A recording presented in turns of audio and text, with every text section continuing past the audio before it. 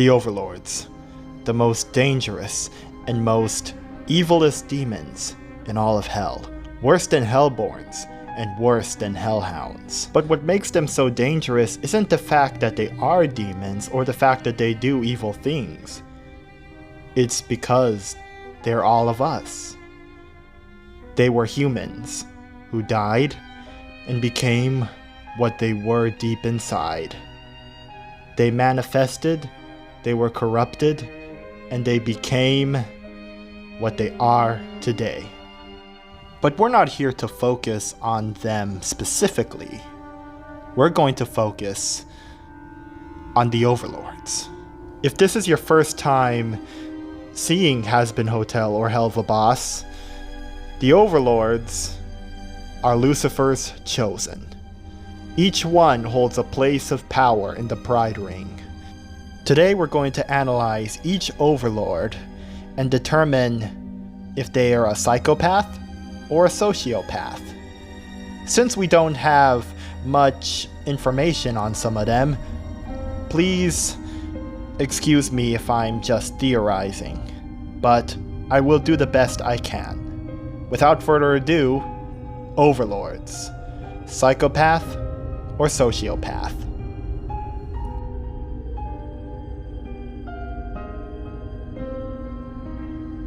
Let's start off with the Overlord we have the most information on, and perhaps the most famous demon in the entire Hazbin fandom, Alistair the Radio Demon. Just by looking at him and the way he acts, we are immediately going to put him in the psychopath category.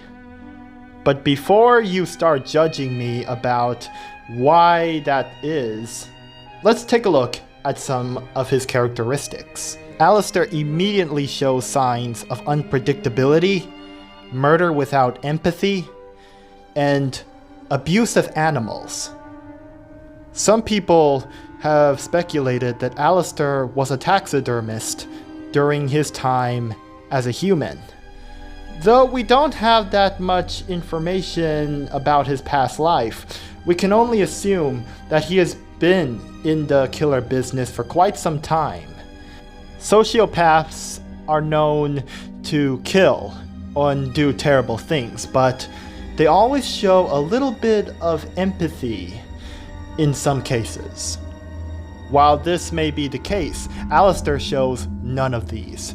His lack of human care, and his full embrace of his demon side and the horrible things he's done in the past immediately point out that he is a true psychopath. Next on our list we have Rosie, the Cannibal District Darling. While most people are quick to put her in the psychopath category, I'm going to go ahead and say that is not the case. In fact, we're going to put her in the sociopath category. While psychopaths lack empathy and care for anything but themselves, Rosie does show these traits, indicating that she is not too far gone, but far enough to be considered an evil overlord of hell. Rosie seems to be very distant from the idea of death, and while she is the weakest of the overlords, she prefers to watch as the chaos roams free. It can also be pointed out that Rosie has suffered potential parental or relationship abuse, as during the execution day sequence of the Hazbin Hotel pilot, Rosie shows no empathy from erasing Franklin's name, which means she didn't like him that much, or in fact, hated him.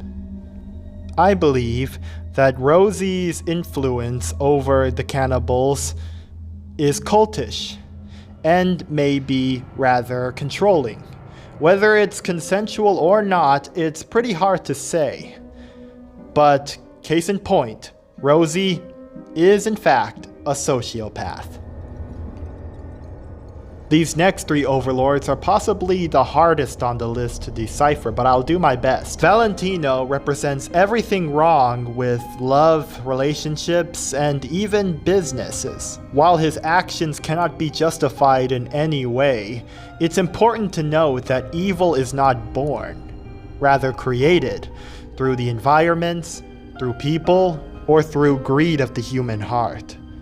Whatever the case may be, Valentino is going in the psychopath category. He is cruel, arrogant, murderous, and has no regard for human decency. It should also be pointed out that because Valentino is such a powerful and wealthy figure in Pentagram City, his access to almost anything is harmful to himself and others, as most of his pleasures most likely include the use of weed, ether, or cocaine.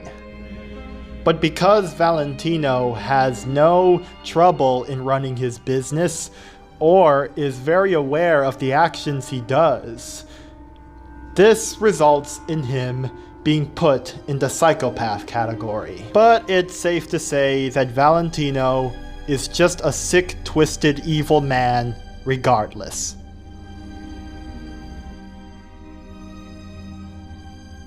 Vox hasn't even been on the show yet, and yet people absolutely love him. In fact, he's so great that he controls every single television in the entire city of Pentagram City. With this in mind, he's also known to be way more powerful than Alistair himself, making him a more dangerous threat. While he is evil and utterly insane, we are putting him in the sociopath category. Now, while it can be argued that Vox is a psychopath due to his psychopathic tendencies, it can be noted that Vox has violent impulses when it comes to his audience for specific reasons. Whether they don't watch a certain channel, they change it, or criticize it. These little things can tick Vox off to the point where he could use his powers to black out an entire city. Although Vox does also show signs of narcissistic behavior, as he is obsessed with himself more than anything. But it is not enough to point out that the fact that Vox is a sociopath more than a psychopath.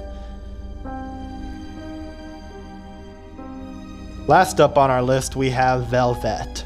Now, while it can be argued that Velvet is a psychopath, by analyzing her and her actions that she seems to show, we are going to put her in the sociopath category with Vox. Velvet, although the youngest of the Overlords, is no more evil as them. In fact, her influence is so great that she even landed a spot between Valentino and Vox. However, she cannot truly be described as pure evil. Her obsessive need for her phone and views indicates that she most likely suffered from parental negligence. It may have also been the cause of her untimely death, as obsession can go as far as to destroy yourself little by little or in a day. Thus, she is a sociopath. Hello everyone, thank you so much for watching my video. This took a lot of work and it's possibly the longest one I've ever made. So if you want more videos like this, let me know down in the comment section, like and subscribe, and I will definitely come back at you with another one of these. As always, see you soon.